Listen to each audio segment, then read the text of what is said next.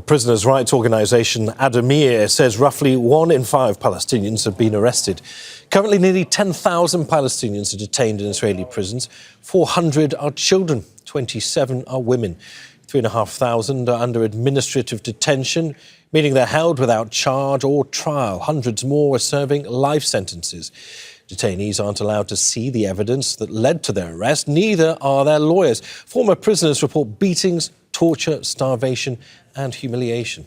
Well, since October 2023, Israel's banned humanitarian visits, making it harder to assess conditions and exact prisoner numbers. Ubay Al-Aboudi is Executive Director at the Bisan Center for Research and Development. That's a civil society organisation working to support Palestinian rights to education. He was abducted by the Israeli military without charge on November 13th, 2019 and was released in October 2020. He joins us from Ramallah. Welcome to Al Jazeera. So you know, as I've just mentioned, firsthand what it's like to experience an Israeli prison, to go through that entire system. That happened back in 2019. What have you learned from that, and what has changed, do you think?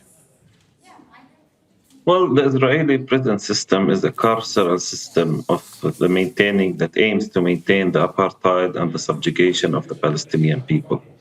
When you have a statistic that's 1 in every 5 Palestinians that have been arrested, and you understand also that 50% of our population are children under the age of 18, then you are talking about roughly 1 in every 2 adult males have been arrested and subjugated, criminalized by the Israeli authorities. This system aims to break the Palestinian will, the Palestinian resilience, aims to put severe punishments on Palestinians from all sorts. It's only in Israeli jails that you will find doctors, physicists, professors, academics, civil society, activists, the creme de la creme of Palestinian society being targeted, incarcerated, because Israel does not want any kind of Palestinian agency, any kind of Palestinian collective action, any kind of Palestinian leadership. As you say, the creme de la creme of Palestinian society, but also the hope for the future as well, given the large number of children who are in Palestinian prisons, some held under administrative detention without charge, without trial. When we say children, what does that mean? What does that look like? Well, when you say children, there has been a term coined by a Palestinian academic called dechilding. Dechilding means that you are taking away a child, treating him as a criminal, and children can be as young. The youngest has been 7 years old, if you want to understand the impact of this.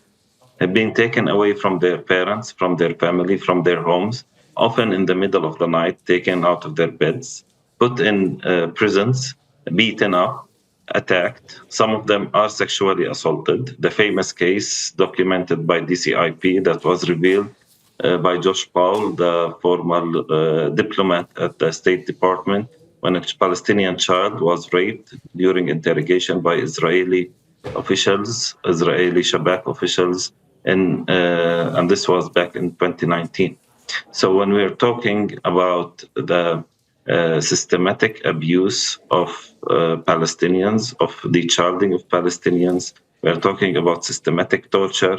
The figure even of Palestinians killed since October 2023 has risen to 64. A 20-year-old young man today was reported being killed in Israeli prisons with no prior medical conditions. He was set to be released a couple of days after. So when we are talking that this system is dehumanizing Palestinians, it's also killing Palestinians. Ubay, let me just jump in there. Did I hear you right? You mentioned children as young as 7 being taken into custody.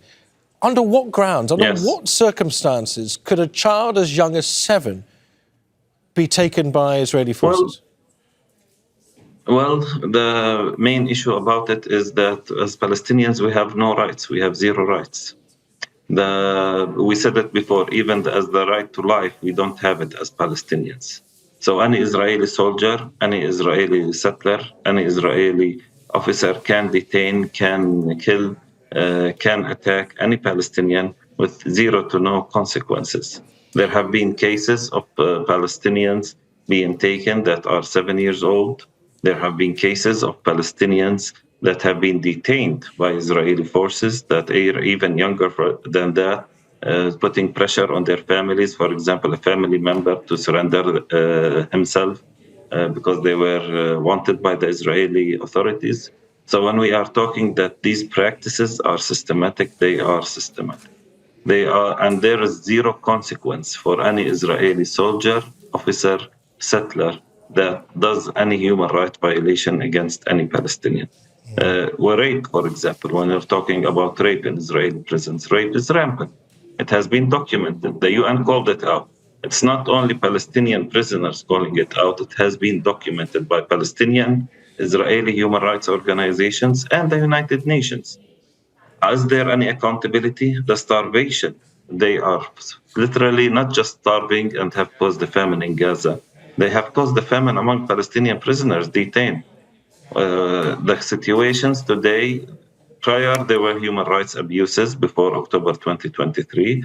Now the situation is literally that the Israeli prisons have turned into concentration camps. And as you say, many of them, including children, being held without representation, without trial. It sounds like a bleak Look, there is no kind legal of system. life. This is something. This is something that you need to understand. There is no legal system protecting Palestinians. Palestinians stand in front of military courts, which is military judges, that they are part of the same system that subjugates the Palestinians, that orders, for example, total siege on Gaza, that orders the destruction of Palestinian homes. There is no legal system. Even what farce Israel tries to put, that there is a legal system, that there is trial, that there is a lawyer. No, this is non-existent, factually, because your lawyer doesn't have access to evidence and you don't have access to fair procedures. Understood. Ubay Al-Aboudi, Executive Director at the Bisan Centre. Many thanks for joining us and talking us through what I said there is an incredibly bleak understanding of life behind bars in Israeli detention. Thank you. Thank you. Make sure to subscribe to our channel to get the latest news from Al Jazeera.